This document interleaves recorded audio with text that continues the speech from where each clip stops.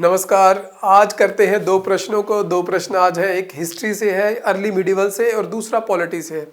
जो हिस्ट्री से है वो नटराज शिव के ऊपर है। वो हमेशा ही इतिहास के प्रश्न जो आते हैं यूपीएससी में वहाँ पर इम्पोर्टेंट रहता है। और अगर उसको करंट संदर्भ में देखें तो एग्जैक्ट करंट में तो नहीं देख सकते, लेकिन जब G20 हो रहा था तो भारत मंडपम में वहाँ पर नटराज शिव की प्रतिमा का अनावरण किया गया था, वहाँ पर लगाई गई थी। तो उसको जोड़ते हुए और इतिहास के प्रश्न को देखते हुए इसको हम करेंगे।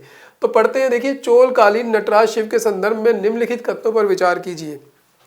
तो क्या है पहली स्टेटमेंट, इसमें शिव को सृजक के रूप में दर्शाया गया है। यहाँ पर शिव को एक क्रिएटर के रूप में दर्शाया गया है। शिव का दायां हाथ अभय हस्त मुद्रा में है। जो शिव का राइट हैंड है वो अभय हस्त मुद्रा में है। तो राइट हैंड है कि नहीं है, अभय हस्त मुद्रा क्या है उसको देखते हैं। इसमें शिव द्वारा बाएं पैर से अज्ञानता पर विजय प्राप्ति को दर्शाया गया है। तो शिव यहाँ पर अपने लेफ्ट फुट से यह दर्शा रहे हैं कि जो इग्नोरेंस है उस पर उन्होंने विजय प्राप्त कर ली है। तो ये सारा कंसेप्ट है और बहुत सारे कंसेप्ट हैं, उन सबको देखते हैं। तो कितनी स्टेटमेंट इसमें से सही है, एक है, दो है या तीनों है, उसको समझते हैं। सबसे पहले चलते हैं नटराज की तरफ। तो नटराज को अगर दो हिस्सों में करें तो नट और राज है। नट का मतलब है नाट्य से, और नाट्य का अर्थ है डांस, और राज का मतलब है जो राज करेगा, किंग। तो यहां पर मतलब हो गया डांस एंड किंग। तो किंग ऑफ डांस, तो किंग ऑफ डांस है यहाँ पर नटराज का मतलब। और शिव को माना गया है कि किंग है वो डांस के। कई तरह के डांस करते हैं और जो यहाँ पर जिस डांस को सिंबलाइज किया गया है वो डांस है आनंद तांडव।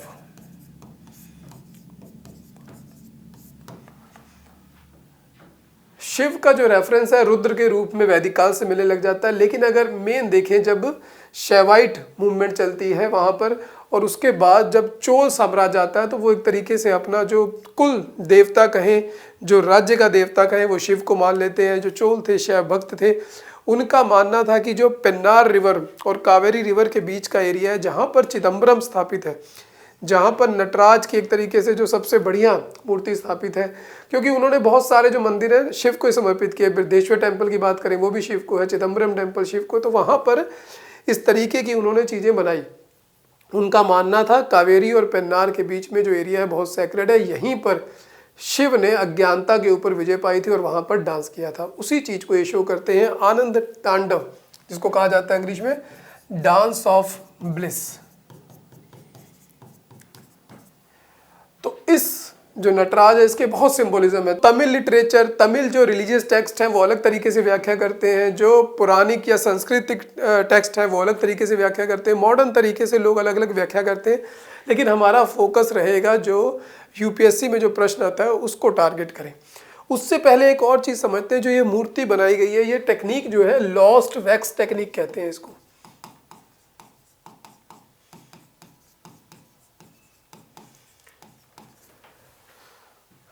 ये भारत की ही एक तरीके से टेक्निक है, बहुत पुरानी है, जो सिंधु सभ्यता है उससे जुड़ी हुई है। मेहरगढ़ वाले एरिया में सबसे पहले ये पाई जाती है टेक्निक। और जो डांसिंग गर्ल की प्रतिमा मिलती है वहाँ से, हड़प्पा सभ्यता से, वो भी जो है लॉस्ट वैक्स टेक्निक से ही बनाई गई है। जो भारत मंडपम में वहाँ पर मूर्ति स्थापित की गई वो भी लॉस्ट वैक्स टेक्निक से बनाई गई। और जो जनरेशन्स इन मूर्तियों को बनाती थी चोल काल में, उन्हीं पीढ़ियों से लोग, उनकी ही अगली पीढ़ियों को लिया गया उस मूर्ति को बनाने में। तो ये भी लॉस्ट वैक्स टेक्निक से यहाँ पर एक वैक्स की पूरी हूबहू ऐसी मूर्ति बना ली जाएगी, फिर उसके बाद मिट्टी का लेप कर दिया जाएगा, सुखा के उसको फिर गर्म किया जाएगा, फिर मोम पिघल जाएगी, फिर उसको निकाल दिया जाएगा। फिर उसमें जो पिघली हुई मेटल है, जिसकी भी मूर्ति बनानी, जिस मेटल की, धातु की, वो उसमें डाल दी जाएगी और फिर ठंडी होने के बाद वो मिट्टी हटा दी जाएगी। तो ऐसी ही मूर्ति निकल आएगी। थोड़ी बहुत पॉलिश करनी पड़ेगी, लेकिन ये टेक्निक से ये बनाई गई लॉस्ट वैक्स टेक्निक। तो चलिए अब चलते हैं आनंद तांडव।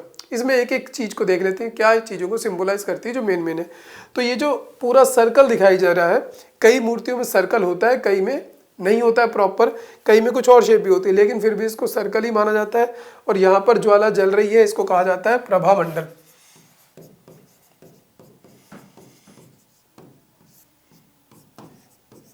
या इंग्लिश में कहेंगे हेलो। यहाँ पर दिखाया जा रहा है कि जो शिव है, सब जो कॉस्मिक ऊर्जा है, संपूर्ण जो ऊर्जा है पूरे ब्रह्मांड की यहीं पर है और यही नियंत्रण कर रहे हैं जो साइकिल है बर्थ का और डेथ का। यानी कि जो साइकिल है उसको ये रिप्रेजेंट कर रहा है विद कॉस्मिक एनर्जी। उसके बाद हम आते हैं सर के पास। सर के पास हम जानते हैं शिव के क्या है, गंगा। उसके बाद जटाएं हैं। जटाएं यहाँ पर दो चीज़ों को दिखा रही हैं। एक तो स्पिरिचुअल पावर को दिखा रही हैं कि उनको बिल्कुल नहीं पता, वो डांस कर रहे हैं, बिल्कुल उनके जटाएं फैली हुई है। दूसरा वो वाइल्डनेस को भी दिखा रही हैं कि किस तरीके से उनके अंदर गुस्सा भी है, उनको फिक्र भी नहीं है अपनी जटाओं की। दो चीज़ों को वहाँ पर सिंबलाइज कर रहा है। उसके बाद आते हैं कान पर। तो जो राइट ईयर है, आर से लिख रहा हूँ, यहाँ पर जो कुंडल है वो मेल आभूषण पहन रखे हैं और इस तरफ यहाँ पर लेफ्ट ईयर में यहाँ पर फीमेल है। तो देखिए किस तरीके से इनके बहुत सारे मतलब निकाले जाते हैं, लेकिन हम यहाँ पर सिर्फ अर्धनारीश्वर वाला जो कंसेप्ट है उसको अप्लाई करेंगे कि अर्धनारीश्वर की तरीके से भी दिखाया गया है कि पुरुष भी यही है, स्त्री भी यही है, सब कुछ यही है, यानी कि पूरे ब्रह्मांड का। तो देखिए अब याद रखें कि राइट ईयर की तरफ मेल है, लेफ्ट ईयर की तरफ फीमेल वाला है। ऐसे प्रश्न भी आते हैं। उसके बाद हम आते हैं राइट हैंड की तरफ। तो 4 हाथ है यहाँ पर। तो जो राइट पीछे वाला हाथ है यहाँ पर देखिए, आप देखेगा आपको राइट हैंड की तरफ डमरू। तो ये जो डमरू है ये बता रहा है कि जब विश्व क्रिएट हो रहा था या ब्रह्मांड क्रिएट हो रहा था, जो पहली ध्वनि थी वो ओम थी। उस ध्वनि को इंगित करती है डमरू। यहाँ पर क्रिएशन की बात हो रही है। और इधर आइए लेफ्ट तरफ, यहाँ पर जो पिछला हाथ है वहाँ पर ज्वाला है। वो बता रहा है किस तरीके से विश्व को या ब्रह्मांड को विध्वंस करने वाली जो शक्ति है वो शिव की लेफ्ट हैंड में है। तो राइट में क्रिएशन हो रही है, पहली ध्वनि निकल रही है ओम की, और लेफ्ट से डिस्ट्रक्शन हो रही है, विश्व को विध्वंस किया जा रहा है। तो ये दो शक्तियाँ एक ही व्यक्ति के पास है। तो बहुत बड़ा सिंबोलिज्म है। उसके बाद यहाँ पर आपको सर्प दिखाई दे रहा होगा।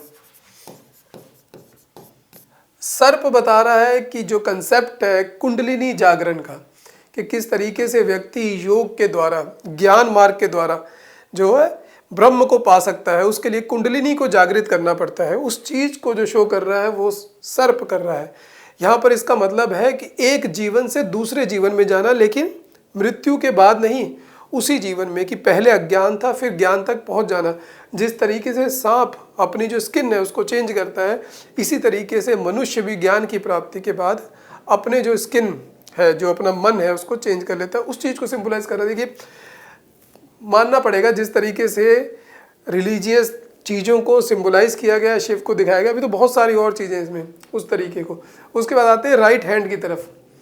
यहाँ पर देखिए राइट हैंड आगे वाला, ये है अभय हस्त मुद्रा, जो इस तरीके की मुद्रा आशीर्वाद वाली, ये दिखा रही है कि ये प्रोटेक्टर है। ये दिखा रही है कि ये सबको कह रहे हैं कि तुम भयमुक्त रहो, जब तक मैं हूँ तब तक भयमुक्त रहो। यहाँ पर ये पहली ध्वनि निकाल रहे हैं, यहाँ पर डिस्ट्रॉय कर रहे हैं, यहाँ पर कुंडलिनी जागृत हो रही है, यहाँ पर प्रोटेक्शन की जा रही है। और यहाँ पर इस हैंड से, जो लेफ्ट हैंड है आगे वाला, ये बता रहा है कि विश्व को मैंने क्रिएट कर दिया है और सब कुछ मेरे पाँव में है। तो पाँव और जो हाथ, यहाँ पर लेफ्ट हैंड और लेफ्ट फुट दोनों एक चीज़ को दिखा रहे हैं कि जो भी सब कुछ है पूरे ब्रह्मांड का वो मेरे पास है, जो भी मोक्ष मिलेगा वो मेरे पास मिलेगा। तो लेफ्ट हैंड और लेफ्ट जो फिट है वो एक तरीके से कंबाइंड इस चीज़ को दिखा रहे हैं। उसके बाद है राइट फिट। राइट फिट जो है वो एक उस शैतान के ऊपर है जिसको कहीं कहीं अपस्मरा भी कहा गया है, जो कि इग्नोरेंस का प्रतीक है, अज्ञानता का प्रतीक है। उसको भी वहाँ पर दबा दिया गया और वो हमेशा दबा रहेगा। वो लगातार जो इग्नोरेंस है वो शिव के जो राइट पाँव है उसके नीचे दबा हुआ है, वो वहाँ से निकल नहीं सकता। तो यानी कि परमानेंट अज्ञानता को दबा दिया गया। तो ये बहुत बड़ी अपने आप में एक सिंबलाइज है। और इसके अलावा यहाँ पर अगर आप फेस को देखेंगे तो वो फेस ऐसा है कि वो ना पूरा मुस्कुरा रहा है ना पूरा गुस्से में है, बहुत अलग एक एक्सप्रेशन है। वो दिखा रहा है कि लाइफ और डेथ सब कुछ मेरे पास है, यानी कि वो मुस्कुरा भी रहे हैं, वो गंभीर भी हैं। आप बता नहीं सकते, आप जिस तरह देखना चाहेंगे वैसा लग जाएगा। तो बहुत बड़ी एक सोच है। तो उसी तरीके से ये सारे जो मेन यहाँ पर पार्ट्स हैं वो हमने डिस्कस कर लिए। चलिए प्रश्न की तरफ चलते हैं। जो प्रश्न था क्या हम उसको सॉल्व कर पाते हैं? तो इसमें शिव को सृजक के रूप में दर्शाया गया है, बात तो सही है। तो अब पूरी स्टेटमेंट नहीं लिखी है, क्या यहाँ पर केवल सृजक वाले के रूप में ही माने? अगर ही माने कि चोलकालीन नटराज शिव, यहाँ पर अगर केवल होता, केवल सृजक के रूप में दिखाया गया है तो स्टेटमेंट बिल्कुल गलत हो जाती। लेकिन यहाँ पर लिखा है कि इसमें शिव को सृजक के रूप में दिखाया गया है, तो क्रिएटर के रूप में तो दिखाया गया है, लेकिन साथ में प्रोटेक्टर भी है, डिस्ट्रॉयर भी है। तो अगर एक पार्शियल मतलब में समझे तो इस स्टेटमेंट को सही मान लेते हैं, क्योंकि यहाँ पर बिल्कुल ये कहा नहीं गया कि केवल क्रिएटर के रूप में है, तो इसलिए। लेकिन अगर केवल क्रिएटर होता तो स्टेटमेंट गलत होती। इस प्रश्न के संदर्भ में इसको ठीक मान लेंगे। Shiva's right hand is in अभय हस्त मुद्रा, बिल्कुल राइट हैंड ही बता रहा था कि प्रोटेक्शन और फियरलेस रहने के बारे में, तो ये भी स्टेटमेंट सही है।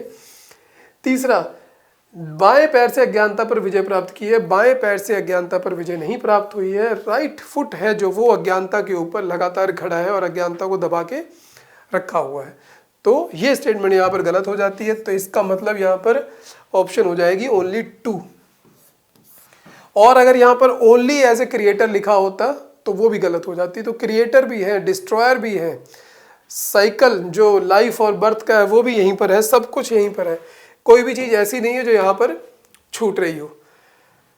तो चलिए अगले प्रश्न पर चलते हैं। निम्नलिखित कथनों पर विचार कीजिए।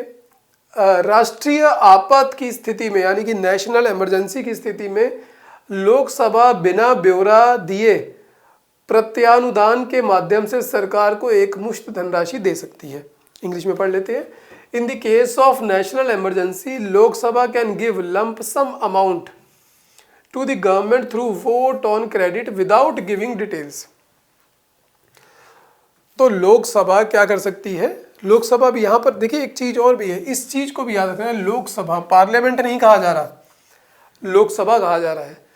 तो लोकसभा ऐसी क्या कर सकती है? अमाउंट दे सकती है। किसको? सरकार को देगी, ऑब्वियस बात है, जो एग्जेक्टिव पावर है उसको देगी, बिना कोई ब्यौरा दिए कि पैसे का क्या करोगे, कब, जब नेशनल इमरजेंसी हो। पहली स्टेटमेंट है। दूसरी क्या कह रही है कि एक्सेप्शनल ग्रांट के बारे में बात कर रही है। अपवाद अनुदान, अपवाद अनुदान किसी विशेष प्रयोजन के लिए दिया जाता है जो वित्तीय वर्ष के साधारण खर्च का भाग नहीं होता। जो एक्सेप्शनल ग्रांट है वो किसी स्पेशल पर्पस के लिए दिया जाता है, कोई भी स्पेशल पर्पस हो। सरकार कह दे कि आज एक नई चीज है, आज हम सोच रहे हैं, प्रधानमंत्री के मन में आया है कि अब हम इस तरीके से जो गरीब लोग हैं उनकी मदद करेंगे, एकदम से प्लान आ गया बजट आने के बाद, तो उस तरीके की बात हो रही है, कोई स्पेशल पर्पस हो, तो जो not a part of ordinary expenditure of the financial year. तो इनमें से कौन सी स्टेटमेंट सही है? क्या दोनों सही है, एक सही है, कोई भी नहीं है? तो देखते हैं। तो चलिए, तो सबसे पहले देखते हैं बजट। बजट शब्द कॉन्स्टिट्यूशन में कहीं मेंशन नहीं है। Budget not mentioned in constitution. Budget word, ठीक है ना,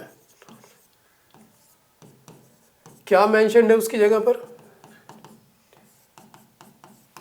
वार्षिक वित्तीय विवरण, annual financial statement. Annual financial statement जो शब्द है वो यूज होता है। बजट एक आम भाषा का शब्द है, लेकिन कॉन्स्टिट्यूशन में लीगली कहीं भी मेंशन नहीं है, वहां पर वार्षिक वित्तीय विवरण मेंशन है।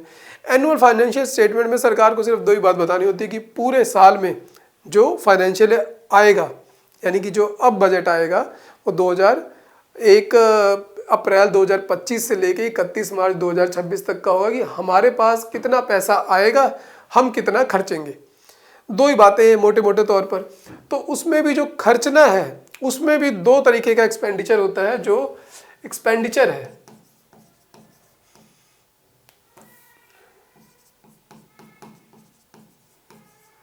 एक्सपेंडिचर आगे दो तरीके का है। एक तो चार्ज्ड है। चार्ज का मतलब जो संचित निधि है, कंसोलिडेटेड फंड ऑफ इंडिया है, उस पर पहले से ही चार्ज है, उस पर कोई वोटिंग नहीं हो सकती, उस पर सरकार का कोई लेना देना नहीं। इसमें बड़ी बड़ी चीज़ें, राष्ट्रपति का वेतन हो गया, उपराष्ट्रपति का हो गया, लोकसभा का हो गया, चेयरमैन का हो गया, लोकसभा स्पीकर का हो गया, सुप्रीम कोर्ट के जज का हो गया, हाई कोर्ट का हो गया, कंट्रोलर ऑडिटर जनरल का हो गया, यूपीएससी का हो गया। तो बड़ी बड़ी जो संस्थान है, जो ऑटोनोमस, जिनको ऑटोनोमस रहना चाहिए, जिनके ऊपर छेड़छाड़ नहीं की जानी चाहिए, वो पहले से चार्ज है। तो चार्ज है, इस पर कोई वोट नहीं हो सकती। दूसरा है नॉन चार्ज, जिस पे वोटिंग हो सकती है। ठीक है। तो जो 112 नंबर आर्टिकल है वो बताता है कि वार्षिक वित्तीय विवरण के बारे में, और तमाम आर्टिकल और बताते हैं। देखिए यहाँ पर सीधा लिखा हुआ है, इस संविधान द्वारा भारत की संचित निधि पर भारित व्यय के रूप में वर्णित व्यय को पूरा करने के लिए आवश्यक राशियां तथा भारत की संचित निधि से किए जाने वाले प्रस्तावित अन्य व्यय को पूरा करने के लिए आवश्यक धनराशि। तो दो तरीके के काम है, दो तरीके के एक्सपेंडिचर है। लेकिन उसके बाद जो हमारा प्रश्न था वहां पर दो चीजों पर था, वोट ऑन क्रेडिट पे और एक्सेप्शनल ग्रांट पे। तो उसके लिए हमें दो आर्टिकल्स और देखने पड़ेंगे। आर्टिकल 115 और आर्टिकल 116। आर्टिकल 115 कुछ ग्रांट्स की बात करता है, जैसे कि सप्लीमेंट्री ग्रांट,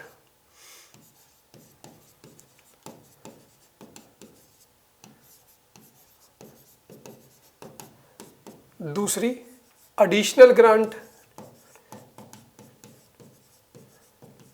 जी लिख देता हूं आप समझ लेना, तीसरी access.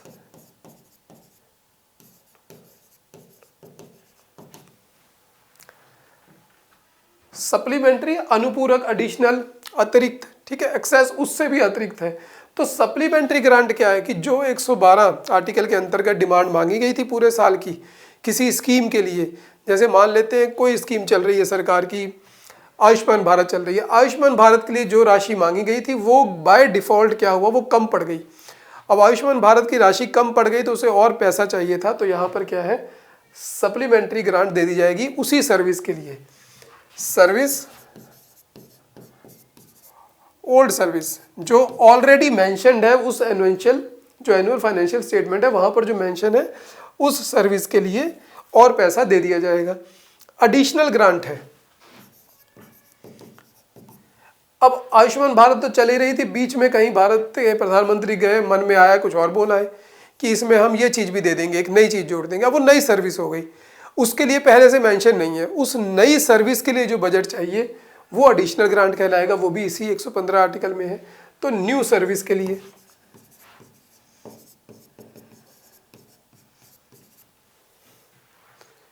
Access grant. Access grant है कि यूज ही कर लिया पैसा, पहले यूज कर लिया, अब उसको अगले साल उसका ब्यौरा देना पड़ेगा। यहां पर तो मांगा गया पुरानी सर्विस के लिए, ये नई सर्विस के लिए, यहां पर यूज ही कर लिया पैसा, 2025-26 में यूज कर लिया, ज्यादा यूज हो गया। अब 26 का जब बजट आएगा, 26-27 का, तो वहां पर पहले पब्लिक अकाउंट कमेटी में जाएंगे, वहां पर बताएंगे कि ऐसा खर्चा हो गया, वो अप्रूव कर देंगे, फिर वो पार्लियामेंट में आएगा अगले बजट में और उसको मान लिया जाएगा ठीक है आपने खर्च कर लिया। तो यहाँ पर पब्लिक जो अकाउंट कमेटी है उसका एक रोल रहेगा।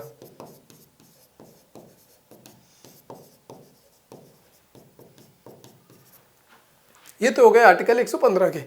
अब आते हैं 116 में। 116 में भी तीन ग्रांट मौजूद है, तीन चीजें मौजूद है। एक है वोट ऑफ अकाउंट,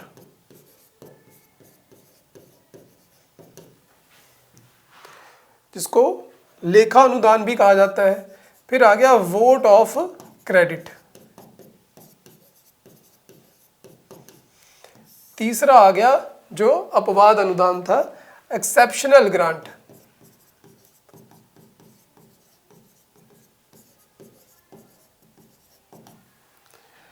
अब वोट ऑफ अकाउंट क्या है? अच्छा, ये तीनों जो चीजें ये ओनली लोकसभा, ये केवल लोकसभा के काम है।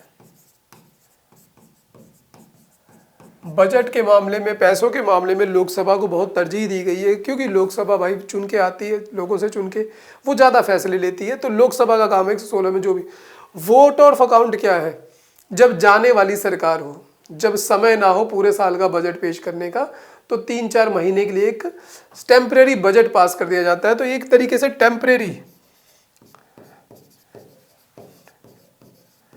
टेम्परेरी बजट कह सकते हैं इसको। जैसे अभी इलेक्शन होना था 2024 में, तो जो सरकार थी उसने वोट ऑफ अकाउंट पास किया था, फुल बजट नहीं पास किया था। फुल बजट कब आकर बाद में पास किया था उन्होंने। तो temporary budget, vote of credit. तो वोट ऑफ क्रेडिट क्या है? कोई ऐसी नेशनल इमरजेंसी पड़ गई है, युद्ध हो गया है, समय ही नहीं है उस पर डिस्कशन का कितना पैसा लगेगा इसके बारे में सोचा ही नहीं जा सकता। कोई आपदा ऐसी आ गई है कि कोई हिसाब नहीं रखा जा सकता। जब वो सिचुएशन निपट जाएगी तभी उसका आइडिया होगा। ये सबके साथ होता है। ये आम अगर एक लोगों की बात भी देखें तो कई बार इमरजेंसी में पता नहीं लगता कितना पैसा लग गया, कोई इधर से कर्ज ले रहा है, इधर से कर रहा है, वो बाद में हिसाब किताब होता रहता है भाई क्या हुआ। तो वही सिचुएशन समझते हुए कॉन्स्टिट्यूशन के जो निर्माता थे कि भाई ऐसी सिचुएशन भी आएगी तो एक फुट ऑफ क्रेडिट भी दिया गया। कोई ब्यौरा नहीं मांगा जाएगा, आप क्या करोगे, आपको दे दिया गया भाई ये लो पैसा, आप जो मर्जी खर्च कर लो। तो इसको कहा जाता है ब्लैंक चेक।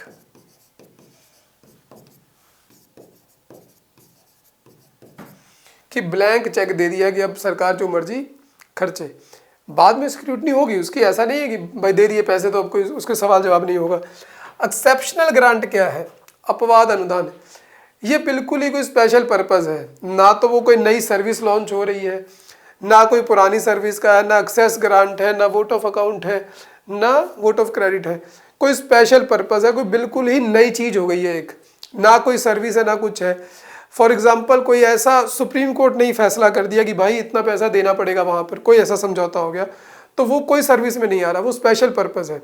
उस स्पेशल पर्पस के लिए वहां पर एक्सेप्शनल ग्रांट है, उसमें से दे दिया जाएगा। तो स्पेशल पर्पस है,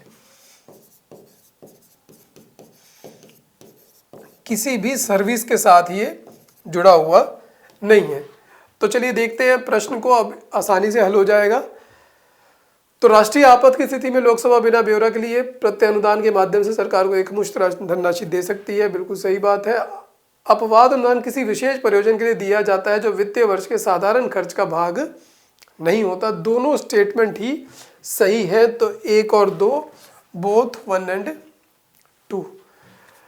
तो ये बहुत टॉपिक ऐसे हैं कि इनको अगर एक एक करके हम पढ़ें तो बेटर रहता है। कुछ आर्टिकल्स याद रह जाएंगे, 115, 116 उसके अंदर ये होता है, ये होता है। कंबाइंड करके पढ़ने में चीज़ें वहाँ पर भूल भी जाती हैं कई बार, यहाँ से थोड़ा एंगल ज़्यादा क्लियर होता है। तो इसीलिए इस तरीके की सीरीज़ को हम लेकर आए हैं। ऐसे ही प्रश्नों के साथ मिलते रहेंगे। धन्यवाद।